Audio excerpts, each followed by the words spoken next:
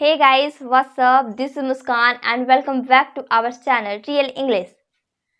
आज मैं बताऊंगी आपको कि सिलेबस पेपर 7 का जो सिलेबस होता है उसके बारे में। अब ये क्वेश्चन एराइज होता है कि पेपर 7 आपको कब पढ़ने पड़ते हैं। पेपर 7 आपको पढ़ने पड़ेंगे पार्ट थर्ड में। पार्ट थर्ड में आपके 4 पेपर को कवर करना होता है, पेपर 5, पेपर 6, पेपर 7 और पेपर 8। तो आज मैं बताऊंगी आपको पेपर 7 के सिलेबस के ऊपर। जो बच्चे इंग्लिश ऑनर्स से लिए हैं आज उनके लिए ये वीडियो है, जो कि भागलपुर यूनिवर्सिटी से बिलोंग करते हैं और जो मुंगेर यूनिवर्सिटी से बिलोंग करते हैं। आज उनके बारे में आज वो जानेंगे कि आपका सिलेबस क्या होता है, आपको पढ़ने क्या क्या है, क्योंकि जब तक हम लोग को पता ही नहीं रहेगा कि हमें पढ़ना क्या है तब तक हम पढ़ेंगे भी क्या। Syllabus is most important in our life. In every subject you must study about syllabus. तो सबसे पहले बिना लेट हम लोग स्टार्ट करते हैं, क्योंकि टॉपिक हमारी इंटरेस्टिंग है। तो सबसे पहले आप ये जानिए कि पेपर 7 का जो सिलेबस होता है उसमें आपको 2 सेक्शन में डिवाइड किया गया है। वो जो है 2 सेक्शन में डिवाइड किया है, section first and section second. Section first में जो आपको कवर करने होंगे, पढ़ने होंगे, वो पढ़ने होंगे history of Indian English writing. History of Indian English writing के बारे में आपको पढ़ना होगा। सेक्शन सेकेंड में आपको अलग चीज़ पढ़ने होते हैं, वो होते हैं an anthology of Indian English prose या तो पोएट्री।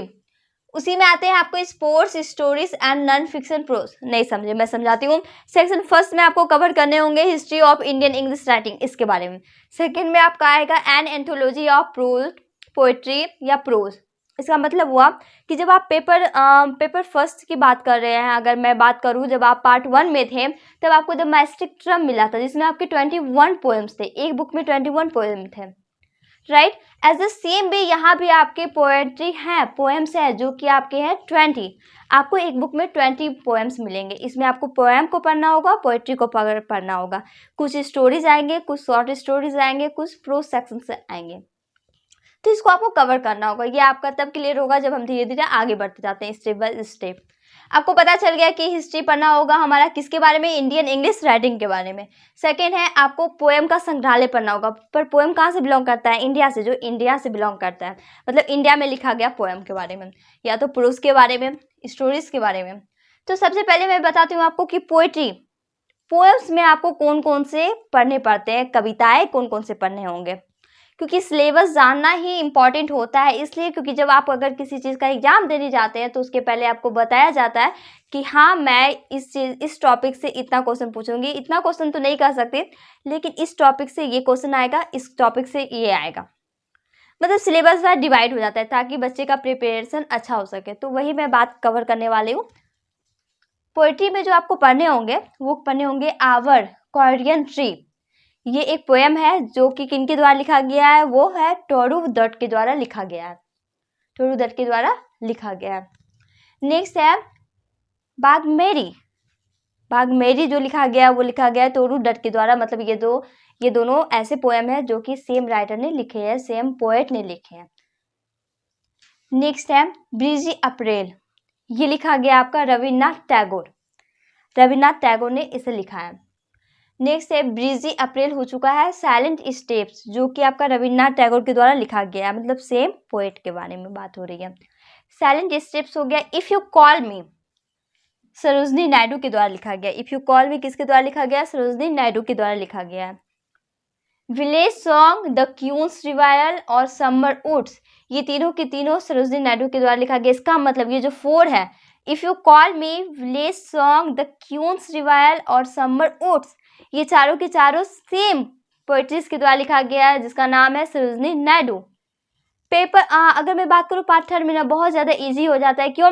क्योंकि इसमें ज़्यादा आपको पोएट या फिर पोएट्री के बारे में नहीं पढ़ा जाता। मतलब एक जो राइटर होते हैं, एक जो पोएट होते हैं, वो ही 2, 3, 4, 5 लिखे हुए रहते हैं। तो आपको जनरली तरीके से, नॉर्मली तरीके से, इजली तरीके से याद हो जाएंगे।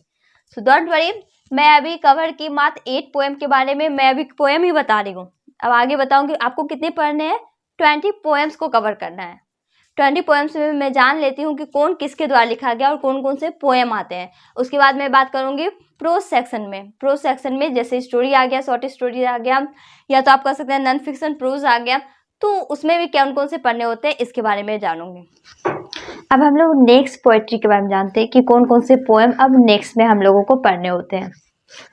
तो 9 नंबर में जो आपका पोएम आता है वो आता है द सॉस प्रेयर, जो कि सरोजनी नायडू के द्वारा लिखा गया है।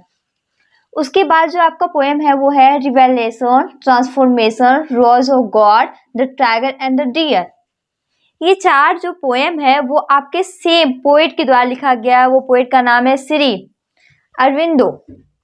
श्री अरविंदो के द्वारा ये चारों के चारों पोएम लिखे गए हैं। अब जो नेक्स्ट आपको पढ़ना होता है वो होता है enterprise, marriage, night of the scorpion in India. ये 4 भी आपके सेम राइटर ने लिखा है, सेम पोएट ने लिखा है। वो पोएट का नाम है नजीम इजैकिल। नजीम इजैकिल के द्वारा इन चारों के चारों पोएम लिखे गए हैं।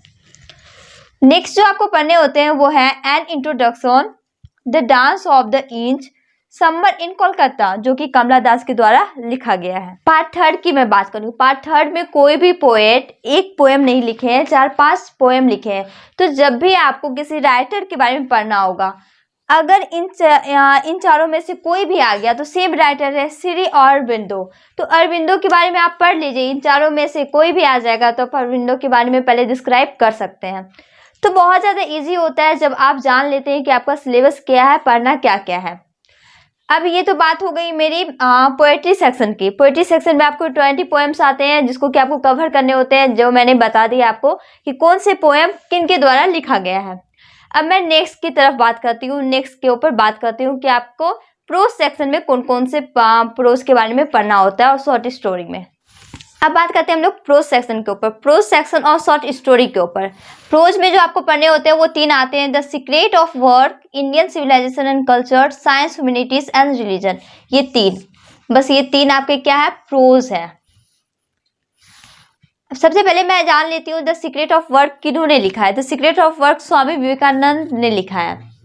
नेक्स्ट है आपका इंडियन सिविलाइजेशन एंड कल्चर, ये M.K. गांधी मतलब मोहनदास करमचंद गांधी जी के द्वारा लिखा गया है। ये साइंस, ह्यूमैनिटीज एंड रिलीजन, ये है आपका S. राधा कृष्णन मतलब सर्वपल्ली राधाकृष्णन के द्वारा लिखा गया है। अब जो मैं बात करती हूँ, ये तीनों बात हो गया प्रोज सेक्शन के ऊपर, प्रोज में जो आते हैं। अब मैं बात करूंगी शॉर्ट स्टोरी। शॉर्ट स्टोरी में आपको 3 पढ़ने होते हैं, मतलब ये भी 3 और ये भी 3। पहला जो आपको पढ़ना होता है वो पढ़ना होगा the babus of Nayanjore, the brother, the glory at twilight. The babus of Nayanjore जो लिखे हैं वो लिखे हैं रविन्द्रनाथ टैगोर, रविन्द्रनाथ टैगोर के द्वारा लिखा गया है। नेक्स्ट जो आएगा द ब्रदर, द ब्रदर जो लिखा गया है वो लिखा गया है मुल्कराज आनंद के द्वारा।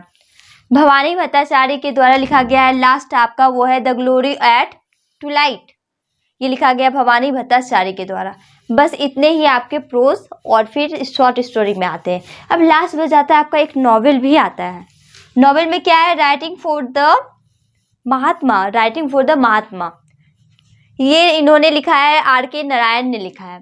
बस इतने ही आपके सिलेबस है, इतना से ही क्वेश्चन पूछा जाता है पेपर 7 में। ये आपके प्रोज हो गए, ये आपके शॉर्ट स्टोरी हो गए, ये आपके नॉवेल हो गए, और ये इसके राइटर हो गए, ये इसके पोएट हो गए। ये हो गया आपका सिलेबस कंप्लीट। मैंने किसको बताया, पेपर 7 के बारे में, पार्ट 3 के लिए। पार्ट 3 में आपको 20 पोएम्स पढ़ने पड़ते हैं और 3 प्रोज से लिखा जाता है और 3 शॉर्ट स्टोरी से और एक नॉवेल पढ़ना पड़ता है। बस इतना ही आपको तैयारी करनी होती है। आई होप कि आपको शायद समझ में आ गया हो। If you have any doubt you can ask me on comment box. Thank you so much for watching my channel.